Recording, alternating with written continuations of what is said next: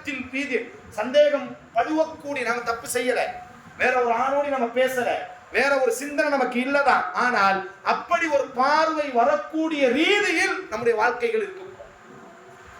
அதனாலதான் மார்க்கம் இதுல மிக அற்புதமாக சொன்னது. ரசூலுல்லாஹி ஸல்லல்லாஹு அலைஹி வஸல்லம் இய்யாக்கும் அத்-துஹூல் அலன் நிஸா, பெண்களிடத்தில் நுழைவதை நான் உங்களுக்கு எச்சரிக்கை செய்கிறேன். ரசூலுல்லாஹி ஸல்லல்லாஹு அலைஹி வஸல்லம். அப்போ ஒரு அன்சாரி கேட்கிறார், யா ரசூலல்லாஹ் ஃபரஐத்தல் ஹம்வ, கணவனினுடைய குடும்பத்துக்காரர்கள், கணவனோடி பிறந்தவர்கள், அல் ஹம்வு அல் மௌத், உன்னுடன் பிறந்த உன் சகோதரன் தான் உனக்கு மரணம் என்று அல்லாஹ்வின் தூதர் சொன்னார். அப்ப என்ன அர்த்தம்? ரொம்ப பரிசுத்தமாக இருக்க வேண்டும்.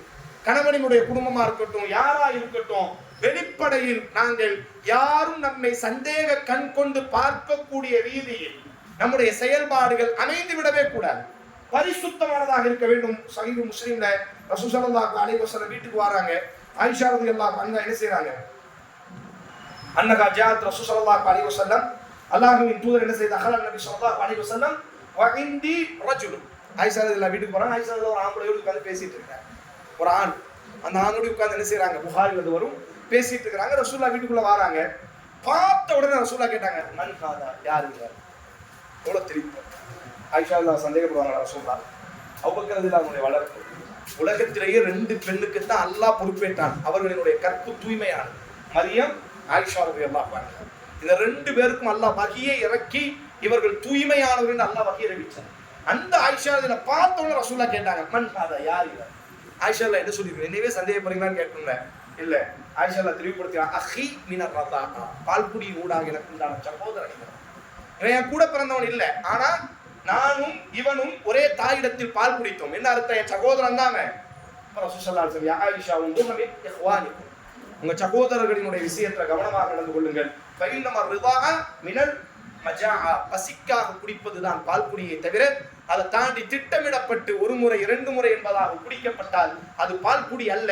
அப்படி ஒன்று நடந்திருந்தால் அவன் சகோதரன் அல்ல. உண்மையிலேயே நீயும் அவனும் பசிக்காக ஒரு பெண்ணிடத்தில் பால் அருந்திருந்தால் நீங்கள் சகோதரர்கள் என்று அல்லாஹ்வின் தூதர் விடைபெற்றார். வெளிப்படையா இருக்கணும். எந்த நேரத்திலும் சந்தேகத்தினுடைய கண் கொண்டு நம்மை காணக்கூடிய விதத்தில் பாஸ்வேர்டு போடுறது போன்ல தவறான, நாம நல்ல ஒழுக்கமானவர்கள் தான், நாம என்ன செய்யறது? நம்ம தோழியை தான், நம்ம தோழிட்ட பேசுறது, ரகசியமா பேசுறது, கணவன் படுத்து கிடக்கும் பொழுது ரகசியமா எடுத்து, இது யதார்த்தமா சந்தேகத்தினுடைய பார்வையை கொண்டு செல்லும். இதே கொண்டுதான் ஆணும். அப்ப இந்த வாழ்க்கை எப்படி? அதனால ரசூலுல்லாஹி ஸல்லல்லாஹு அலைஹி வஸல்லம் என்ன செய்றாங்க? தன்னை முன்னிறுத்துகிறார். நபித்தோழர்கள் இது வேற யாரும் இல்லை, யா மனைவி என்பதாக ரசூலுல்லாஹ் சந்தேகத்தின் முகாந்திரம் வராமல் அந்த இடத்தில் திருத்தி கொடுத்தார்கள் என்று சொன்னார். நாம ரொம்ப தெளிவாக இருக்க வேண்டும் குடும்ப வாழ்க்கையில. காரணம், எப்ப சந்தேகம் வரும் அப்படின்னு சொன்னா, நம்பிக்கை குறையும் பொழுது மட்டும் தான் சந்தேகம் வரும். சந்தேகம் வந்து விட்டால் அதற்கு பிறகு வாழ்க்கை என்பது நரகமாக மாறும். அது ஆணாக இருக்கட்டும், என்னை கணவன் சந்தேகப்பட்டு விட்டால், அல்லது என் மனைவி என்னை சந்தேகப்பட்டு விட்டால், என் மனைவியை நான் சந்தேகப்பட்டு விட்டால், அதற்கு பிறகு ஒரு வாழ்க்கை அல்ல, அது நரகத்தினுடைய படுகொலை. எய்ட்ஸை விட கொடூரமானது சந்தேகம் என்றது. அப்ப இதை நாங்க என்ன, நம்ம வாழ்க்கையில தெளிவாக இருக்க வேண்டும், திறந்த புத்தகமாக இருக்க வேண்டும். நாம் என்ன செய்யறோம்? என் தம்பி மாதிரி, என் அண்ணன் மாதிரி என்னையவே சந்தேகப்படுறீங்களா?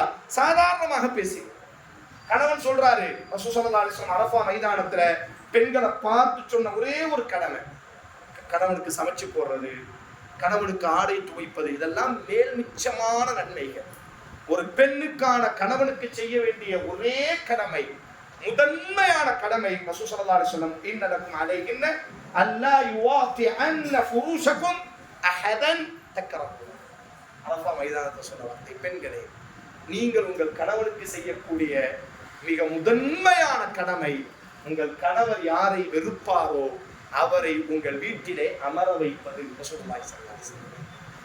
அது யாரா எவ்வளவு சொந்தமா இருக்கட்டும், தந்தை, தாய், உடன் பிறந்தவன், மகன், இந்த 4 உறவுகள் மட்டும்தான் கணவனினுடைய அனுமதியை பெற வேண்டிய அவசியமில்லை. இந்த உறவை தாண்டி அது இரத்த பந்தமாகவே இருக்கட்டும், கணவனினுடைய அனுமதியோடித்தான் உள்ளே வர வேண்டும். அவரினுடைய வீடு. என் தாயிடத்திலும் கூட அது அப்படித்தான். இது அடிமை அல்ல, இது அடிமை அல்ல. தாயிடத்திலும் கூட பேசப்படாத, நடக்க முடியாத காட்சிகளில் நாம் நடந்தது. வெளிப்படை என்பது வெறும் உணர்வுகளால் மட்டுமல்ல, உடலால் வெளிப்படையான உறவு அந்த ஒரு உறவு மட்டும்தான். கணவனிடத்தில் மட்டும்தான் நாம் வெளிப்படையாக இருந்திருப்போம். கணவனும் நம்மிடத்தில் மட்டும்தான் வெளிப்படையாக இருந்திருக்க முடியும். அந்த உறவு நிச்சயம் இதை எதிர்பார்க்கும். அதனாலதான் ரசூல் ஸல்லல்லாஹு அலைஹி வஸல்லம் வ இன்ன லக்கும் அலைஹின்ன, பெண்களே உங்களுக்கான கடமை, அல்லா யுவாத்திஅன்ன ஃபுரூஷக்கும் அஹதன் தக்ரஹூன, அவர் யாரை வெறுப்பாரோ அவரை அவர் இல்லாத நேரத்தில் அவர் இடத்திலே அமர வைப்பது, வீட்டிலே அமர வைப்பது உங்களுக்கு தடை செய்யப்பட்டிருக்கிறது என்று ரசூல் ஸல்லல்லாஹு அலைஹி வஸல்லம் ரொம்ப தெளிவா இருக்கணும். அவர் யாரா இருக்கட்டும், என் கூட படிச்சவனா இருக்கட்டும், எனக்கு படித்து கொடுத்த ஆசிரியராக இருக்கட்டும்,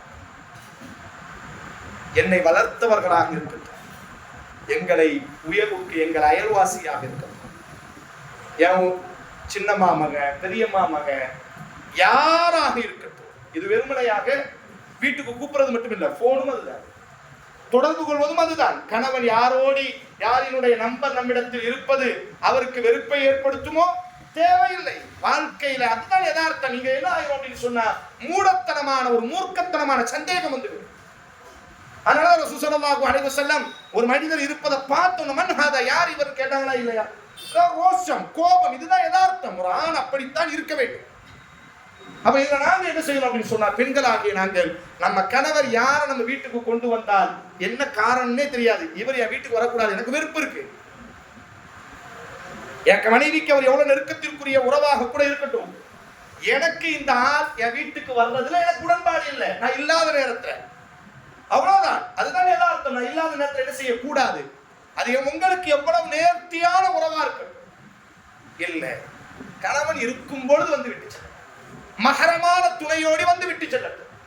அது அல்லாத நேரத்தில் ரகசியமாக நாம் அதற்கு என்ன பெயர் வேண்டுமையானால் வைத்துக் கொள்ளுங்கள்.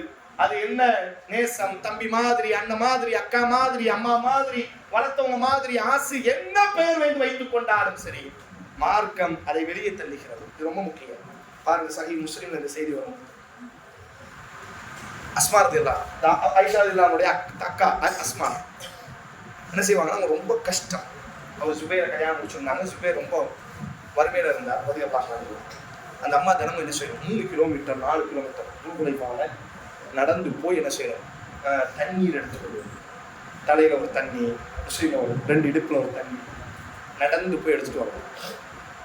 ஒரு முறை அந்த அம்மா என்ன செய்யறாங்க சொன்னார், தண்ணி எடுப்பதற்காக செல்றாங்க. தண்ணி எடுத்துட்டு தலையில இடுப்புல எல்லாம் வச்சுட்டு, யார் இது, அஸ்மா, இவங்க தங்கச்சியை தான் ரசூலா மனம் முடிச்சிருக்கிறாங்க. இப்போ ரசூலாக்கு இந்த அம்மா யாரு, கொழுந்தியா, உறவு, அபூபக்கர் ரலியல்லாஹு மகள், மூத்த மகள். நம்ம வார்த்தையில சொல்லணும்னா ரசூலினுடைய கொழுந்தியா பாரு. அப்ப இந்த அம்மா என்ன செய்யறாங்க அப்படின்னு சொன்னா, தலையில இடுப்புல எல்லாம் தண்ணியை சுமந்துட்டு வெயில்ல, சஹீஹ் முஸ்லிம்ல வருது, அப்படின்னு நடந்து வரும்போது ரசூல் ஸல்லல்லாஹு அலைஹி வஸல்லம் வமஅஹு நஃபரும் மின் அஸ்ஹாபிஹி, ரசூல் அவர் தனியா இல்லை, உமர் ரலியல்லாஹு, உஸ்மான் ரலியல்லாஹு, அலி ஒரு பெரிய நபித்தோழர்கள் கூட்டம். இந்த கூட்டத்தோடு ரசூலா ஒட்டகத்துல என்ன செய்யறாங்க, வந்துட்டு இருக்கிறாங்க. இப்போ அஸ்மா வர்றதை பார்த்தோன்னா, அஸ்மா பயங்கரம் வெயில்ல சிரமப்பட்டு அந்த தண்ணியை தூக்கிட்டு வர்றதை நான் குழுந்தியால் மனைவியினுடைய அக்கா படக்கூடிய அந்த கஷ்டத்தை பார்த்த உடனே, தன்னுடைய நண்பர் அபூபக்கரினுடைய மகன் சிரமப்படுறதை பார்த்த உடனே ரசூலா என்ன செய்யறாங்கன்னா, அனாக தன்னுடைய அந்த ஒட்டகத்துல இருந்து இறங்கி தான் ஒட்டகத்தை படுக்க வைக்கிறாங்க. என்ன நோக்கத்துக்காக, அஸ்மா இந்த ஒட்டகத்து மேல ஏறு, வாங்கிட்டு சொல்லல, அன்னைக்கு ஒட்டகம்னா எப்படி இருக்கும், நல்ல பர்ணம் இருக்கு, எப்படி கார் இருக்கு, அந்த மாதிரி மேல ஒட்டகத்துக்கு மேல பர்ணம் இருக்கும், ஒரு வீடு மாதிரி கூட மாதிரி இருக்கும். இப்போ ரசூலா என்ன செய்யறாங்க, அந்த ஒட்டகத்தை விட்டு இறங்கி சுத்தி நபித்தோட கவனமா கேள்வி. அப்ப என்ன செய்யறாங்க, அஸ்மாவுக்காக அந்த ஒட்டகத்தை அனாகல் யாருக்கா தான் ஏறணுங்கிறதுக்காக ரசூலா அந்த ஒட்டகத்தை படுக்க வச்சாங்க. அஸ்மா அந்த ஒட்டகத்து பக்கத்துல வந்துட்டு அந்த ஒட்டகத்தை பாக்குறாங்க.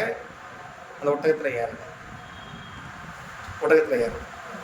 வர்றது ரசூல், தன்னுடைய தங்கச்சி கணவர், தன்னுடைய தகப்பனின் மானசீக நண்பர், தான் பிறப்பதற்கு முன்பாகவே, அஸ்மா பிறப்பதற்கு முன்பாகவே ரசூலும் அபூபக்கரும் நண்பர்கள். புரியுதா இல்லையா? தன் வீட்டுக்கு தான் பிறந்த நாளிலிருந்து தன் வீட்டுக்கு தினமும் 2 முறை வந்துவிட்டு செல்லக்கூடிய முஹம்மது ஸல்லல்லாஹு அலைஹி வஸல்லம். எல்லாத்தையும் தாண்டி அஸ்மா நம்பிக்கை கொண்டிருக்கக்கூடிய முஹம்மது ஸல்லல்லாஹு அலைஹி வஸல்லம். ரசூல் மட்டும் தனியாக அல்ல, உமர், உஸ்மான், அலி, நஃபரும் மின் அஸ்ஹாபி, பெரும் கூட்ட நபி தோழர். என்ன தப்பு நடந்துரும் சகோதரி? கற்பனையில் ஒரு சின்ன யோசிக்கவே முடியாது. ஆனா அஸ்மா என்ன செய்யறாங்க? ரசூலுல்லா உட்கார வைக்கிறாங்க ஒட்டகத்தை. பனாஹல் யாக்கபி, ஒட்டகத்தை எனக்காக படுக்க வைத்தார்கள், நான் ஏறல. உடனே ரசூலுல்லா புரிஞ்சுக்கிட்டாங்க. ரசூலுல்லா திருப்பி ஒட்டகத்துக்கு மேல ஏறி ரசூலுல்லா என்ன செய்ய ஆரம்பிச்சாங்க, பயணப்பட்டாங்க. இப்போ நேராக வீட்டுக்கு வராங்க. வந்து தன்னுடைய கணவர் செய்த சந்திக்கிறாங்க. வந்து சொல்றாங்க, கேட்டீங்களா நான் போனேன், பயங்கர கஷ்டப்பட்டு தலையில தண்ணி கூடையோடி வரும் பொழுது ரசூலுல்லா நபி தோழர்களோடி வந்துட்டு இருந்தாங்க. நான் வரக்கூடிய அந்த கஷ்டத்தை பார்த்து எனக்காக என்ன செஞ்சாங்க, தன்னுடைய ஒட்டகத்தை படுக்க வைத்தார்கள். நான் ஏறணுங்கிறதுக்காக நான் ஏறலை. இப்போ கணவர் கேட்குறா, நீங்க ஏன் ஏறலை? ஏறி இருக்கலாம், நீங்க ஏன் ஏறலை அப்படின்னு கேட்கும்போது அவர் சொல்றாங்க, அந்த ஆண்களுக்கு மத்தியில் நான் பயணம் செய்வதற்கு வெட்கப்பட்டேன். உன்னுடைய ரோஷம் எனக்கு தெரியும், உன்னுடைய ரோஷம் எனக்கு தெரியும். அவர் ரசூல் தான். ஆனாலும் நீங்க எவ்வளவு ரோஷக்காரர்கள் என்று எனக்கு தெரியும். அதை நான் அறிஞ்சிருக்கிறேன்.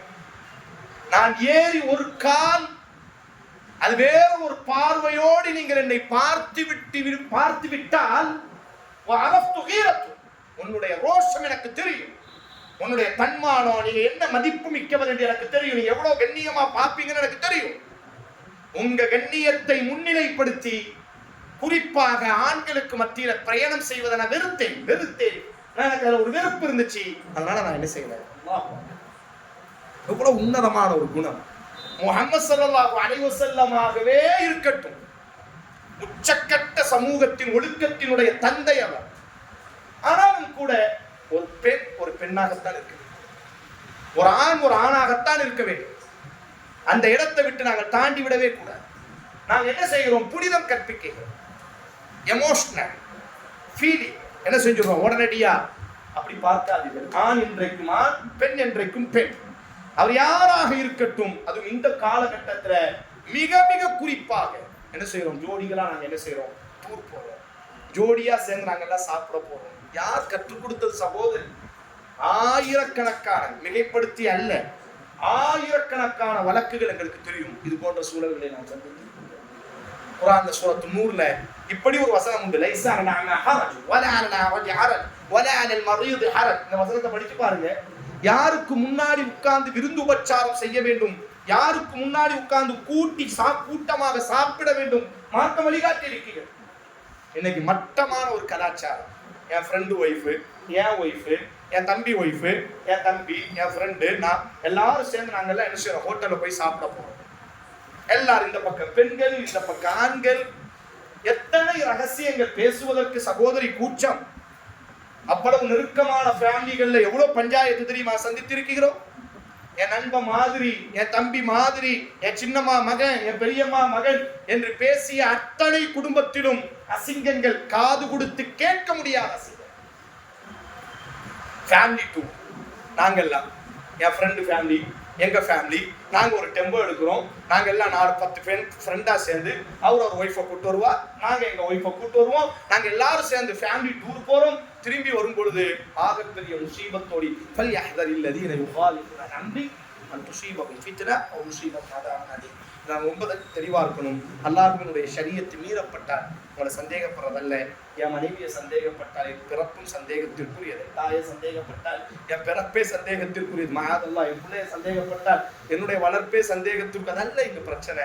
மார்க்கம் ஒரு எல்லையை வைத்திருக்கிறது. ஆணா இருக்கட்டும் பெண்ணா இருக்கட்டும், இந்த ஹுதூதுகளை நம்ம தாண்டவே கூடாது. அது எந்த பெயரை சொல்ல வேண்டுமேனாலும், ஆசிரியர் என்ற பெயரா இருக்கட்டும், மாணவன் என்ற பெயரா இருக்கட்டும், சின்னாப்பா என்ற பெயரா இருக்கட்டும், பெரியாப்பா என்ற பெயரா இருக்கட்டும், அயல்வாசி என்ற பெயரா இருக்கட்டும், எங்களை வளர்த்தவங்க என்ற பெயரா இருக்கட்டும். சின்ன வயசுலயே நாங்கெல்லாம் அவங்க வீட்டுல வளர்ந்தவங்க தான். அவங்கள பத்தி எங்களுக்கு தெரியாதா? உங்களுக்கு நேற்று வந்து உங்களுக்கு தெரிஞ்சிருமா? அவங்க எவ்வளவு நல்லவங்க தெரியுமா? இதெல்லாம் ஒரு புறம் இருக்கட்டும். அவங்கவுங்க கபருக்கு அவங்கவுங்க நல்லவங்களா இருக்கட்டும். நாம் எப்படி இருக்க வேண்டும்? அந்நிய ஆண்களிடத்துல, ரசூலிடத்துல, ரசூலினுடைய குழந்தையா சிரமத்தோடி வந்த பொழுது கூட அந்த அம்மாவும் ஏறல. ரசூல் ஸல்லல்லாஹு அலைஹி வஸல்லம் அதை பெருசா எடுக்கவே இல்லை. இப்படித்தான் இருக்கணும். கேட்கும் பொழுது சொன்னாங்களா இல்லையா, அரஃப்து ஈரத்தக், என் கணவனாகிய உங்களுடைய அந்த அந்த தன்மானம், அந்த ரோஷம் எனக்கு தெரியும், அதுதான் என்னை தடுத்தது என்பதாக அந்த அம்மா சொன்னாங்க. அப்படின்னு சொன்னா நம்ம கணவனும் ரோஷக்காரர்களாக இருக்க வேண்டும். நாமும் அந்த ரோஷத்தை கண்ணியப்படுத்தக்கூடியவர்களாக, அந்த ரோஷத்தை ஒரு நாளும் நம்முடைய கணவனினுடைய அந்த கண்ணியத்தை தாழ்த்தக்கூடியவர்களாக நம்முடைய செயல்பாடுகளை நாம் என்ன செய்துவிடக் கூடாது என்று சொன்னால் அமைத்து விடக்கூடாது. இறுதியாக அன்பு சகோதரர்களே, அல்லாஹ் ரப்புல் ஆலமீன் கொடுத்திருக்கக்கூடிய இந்த வாழ்க்கை, நான் ஆரம்பத்தில் சொன்ன மாதிரிதான், வாழ்க்கை என்பது ரப்பால் தேர்வு செய்யப்பட்டது. மார்க்கம் காட்டிய அந்த வழிமுறைகளை என்ன செய்யுங்கள், ஒழுக்க ரீதியாக, பண்பாடு ரீதியாக மிக சிறந்த முறையில் உங்களை என்ன செய்து கொள்ளுங்கள், கற்றுக்கொள்ளுங்கள். திருமண வாழ்க்கைக்குள்ளாக நுழைவதற்கு முன்பாக ஒரு ஆண் நாம் என்ன செய்கிறோம், வெளிப்படையாக என்னுடைய நான் நிர்வாணமாக இருந்தது அல்ல, என்னுடைய மனைவி நிர்வாணமாக அவங்க பெற்றோருக்கு முன்னாடி இருந்தது அல்ல, ஆனால் கணவன் மனைவி என்ற அந்த உறவுல மட்டும்தான் இந்த ஒரு சூழல் இருக்கிறது. இப்போ இது வெளிப்படுத்தப்படக்கூடிய ஒரு உறவு. இந்த உறவு என்ன செய்யும் என்று சொன்னால் எதிர்பார்ப்புகள் உள்ளது. மனைவி நாம் வெறுக்கக்கூடிய யாரையும் பார்க்கக்கூடாது. காரணம் அவரினுடைய பார்வையில உங்களை சந்தேகத்தினுடைய அல்ல, அந்த ஆள் வேற ஒரு பார்வையில பார்க்க கூடும் என்ற நோக்கத்தில கூட அவர் என்ன செய்யக்கூடும், இவரோடு இது பேசக்கூடாது, நாம் அதுக்கு முன்னாடி பழகி இருப்போம், நாம் அதுக்கு முன்னாடி அவங்க கூட குடும்பமா இருந்திருப்போம், ஆனா கணவனுக்கு ஒருவர் வந்ததற்கு பிறகு அவர் சொல்வார், இல்லை இதுக்கு பிறகு நீ என்ன செய்யக்கூடாது என்று சொன்னார், அவங்க கூட நீ பேசக்கூடாது, அது எனக்கு சங்கடமாக இருக்கிறது என்று சொன்னார். உடனடியாக நாம் என்ன செய்யணும் அப்படின்னு சொன்னால் நம்மை நம்ம மாற்றிக்கொள்ளணும். அதான் சுருக்கமாக நான் சொன்னேன், சந்தேகம் படக்கூடிய, நாம் சந்தேகமும் பட வேண்டாம், சந்தேகத்தினுடைய முகாந்திரம் என்ன செய்து விடக்கூடாது. நம்முடைய செயல்பாடுகள் நம்முடைய கணவனையோ அல்லது வெளியில் உள்ளவர்களையோ சந்தேகப்படக்கூடிய ஒரு சூழல்ல நம்மளை என்ன செய்து விடக்கூடாது, அமைத்து விடக்கூடாது. மார்க்கம் காட்டிய குறிப்பாக முதல் விஷயம் என்ன, அல்லாஹ் தேர்வு செய்த வாழ்க்கை. இரண்டாவது, நிதானத்தோடு இந்த வாழ்க்கையில் என்ன செய்யணும், நாம நடக்க வேண்டும். மூன்றாவதாக இந்த வாழ்க்கையில நம்ம என்ன செய்யணும் அப்படின்னு சொன்னார், அதாவது என்ன சொன்னோம் உங்களுக்கு, மூணாவது என்ன சொல்லணும் சொல்லுங்க, முடிவெடுக்க நாமளா யாருமே முடிவெடுக்கக்கூடாது. நாலாவதாக நம்ம ரகசியத்தை வெளிப்படுத்தவே கூடாது. குடும்ப ரகசியத்தை யாராலும் அவங்களுக்கு நம்ம வெளிப்படுத்த வேண்டிய அவசியம் கிடையாது. நாம ரகசியம் என்பது நம்ம மூடி புதைந்திருக்கக்கூடிய வரை அது ரகசியம். வெளிப்படுத்தப்பட்டால் அது வெளிப்படையாது, அதனால அது ரகசியம் கிடையாது. ஐந்தாவதாக சந்தேகம். நாம படம் வேண்டாம், படக்கூடிய சூழல்ல நம்முடைய வாழ்க்கையை முகாந்திரமாக அமைத்துக் கொள்ளவும் கூடாது. இவையெல்லாம் நம்முடைய வாழ்க்கையில சரியாக அமையும் பொழுது இந்த வாழ்க்கை அல்லாஹ் சொல்வதை போன்று மன அமைதியோடு சந்தோஷமாக உலக வாழ்க்கை, பொருளாதாரம் இருக்கு இல்லை, மகிழ்ச்சியோடு நம்மால் என்ன செய்ய முடியும், நம்முடைய வாழ்க்கையை கொண்டு செல்ல முடியும். அல்லாஹ் ரப்பல் ஆலமீன் அவன் மார்க்கத்தின் ஊடாக நின்று பயணிக்கக்கூடிய நல்ல சூழலை எல்லாம் நமக்கு சொல்லுவோம். அஸ்ஸலாமு அலைக்கும்.